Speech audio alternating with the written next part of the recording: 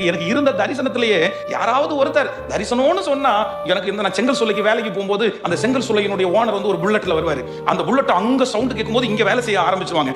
அதனால எனக்கு ஒரு பெரிய டாப் மோஸ்ட் தரிசனம், நம்ம வளர்ந்து பெரியவனானா ஒரு புல்லட் கண்டிப்பா வாங்கணும்டா.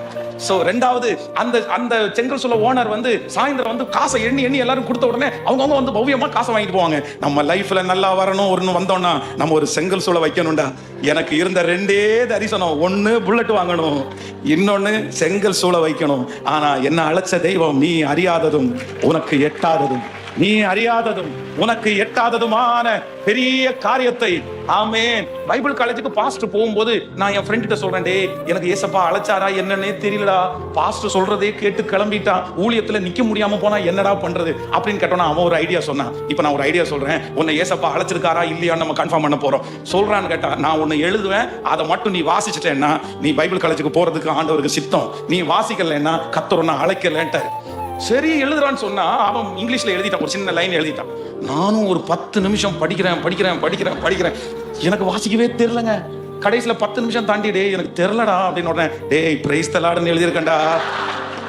இந்த PRAISC அப்படின்றது எனக்கு வாசிக்க தெரியல.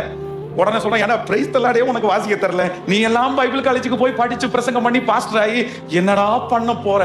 கலக்கத்தோட தடுமாற்றத்தோட நம்பிக்கையே இல்லாம எனக்கு அழைப்பு இருக்கா இல்லையா, நான் நிப்பேனா செய்வேனா, எப்படி என்ன நம்ப முடியும்? எனக்கு நம்பிக்கை இல்லை, என்னை சுத்தி இருக்கிறவங்களுக்கு நம்பிக்கை இல்லை. ஆனா நான் நம்புவேன், ஒரே ஒருத்தர் மட்டும் என்னை என்ன பண்ணினார் அப்படின்னு சொன்னார். அவர் நம்பினார். அவர் நம்பின உடனே எனக்கு ஞானம் என்னை தேடி வந்துச்சு, ஜனங்களை நடத்த வேண்டியது எல்லாமே வந்துச்சு. இன்னைக்கு நான் திரும்பி பார்க்கிறேன். எங்க அம்மா நம்பலையா ஆண்டவரே, எங்க அப்பா நம்பலையா ஆண்டவரே, யாருமே நம்பலையா ஆண்டவரே. ஆனா அவர் மட்டும் நம்பிட்டாருன்னா, அவர் நம்ம மட்டும் நம்பிட்டாருன்னா நமக்காக எதை வேணாலும் செய்வாரு.